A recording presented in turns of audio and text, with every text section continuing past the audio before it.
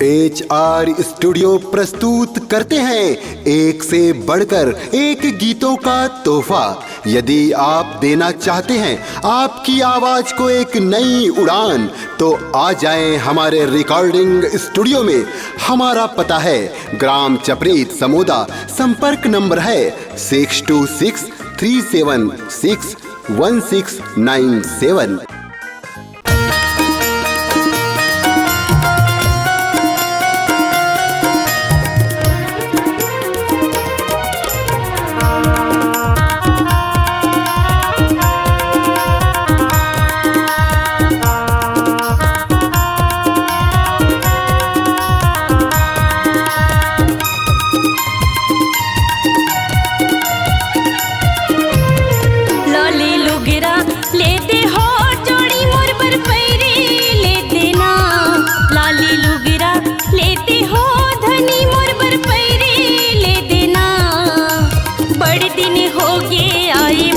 कछु चिन्हा ले देना, बड़े दिन हो गए आई कथो कछु चिन्हा ले देना।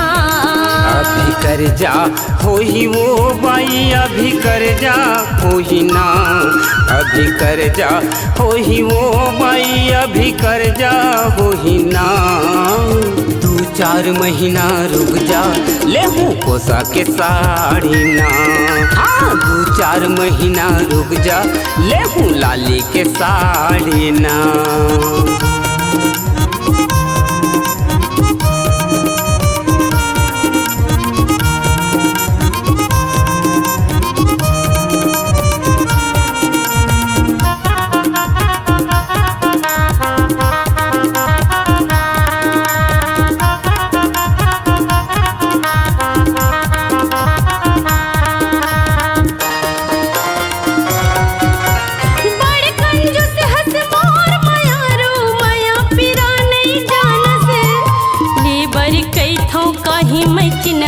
कहना ला नहीं मानस लेबर कई थो काही मैं चिन्ह, कहना ला नहीं मानस।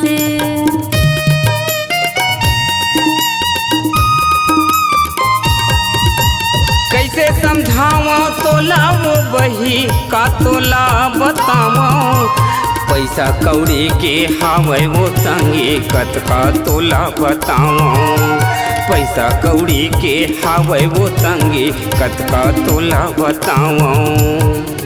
सनीमा सर्कस दिखा देगा भैया मोला गुपचुप खवा देना, सनीमा सर्कस दिखा देगा भैया मोला गुपचुप खवा देना।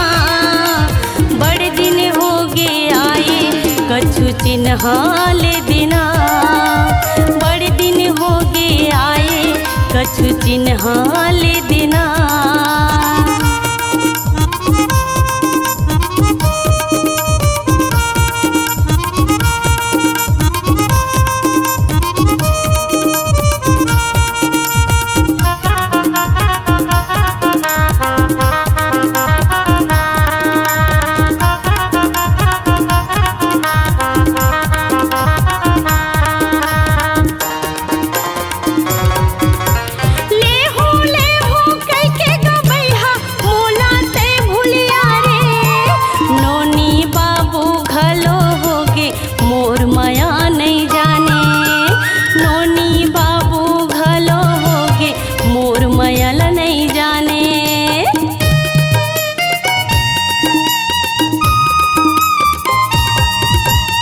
कोनो मेरे ले लाहूँ पैसा तोर बर मैं बिसाहूँ, लावत ले थोकिन रुक जा कई थाओ जौन कई बेतन लाहूँ, लावत ले थोकिन रुक जा कई थाओ जौन कई बेतन लाहूँ।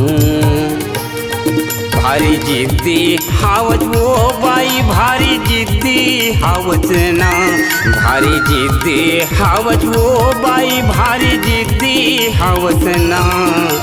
चलना दोनों झंझाबो समोदा बाजार ना, चलना दोनों झंझाबो समोदा बाजार ना।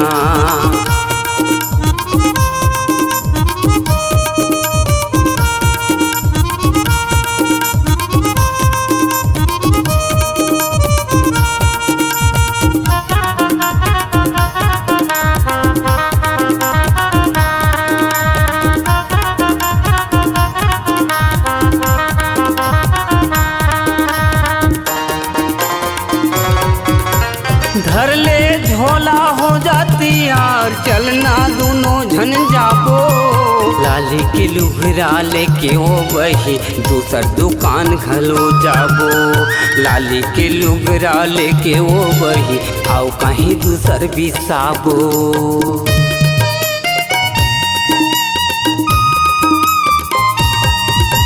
हो गए तैयार गाड़ी निकाल बैठ के दोनों झन जाबो लाली के लुगरा लेके घरा जा और कहीं दूसर बिसाबो लाली के लुगरा लेके घरा जा दूसर दुकान घलो जाबो मने झूमने लागेगा पैहा मने गद गद होगी ना मने झूमने लागेगा पैहा मने गद गद होगी ना बड़े दिन माते जाने मोर माया पिरालना बड़े दिन माते जाने मोर माया पिरालना बड़ सुघर खुले वो बाई बड़ सुघर खुले ना अड़बड़ सुंदर खुले वो गोरी अड़बड़ सुंदर खुले ना ऐसा लाली के लुगरा रे गोरी तोला अड़बड़ फबे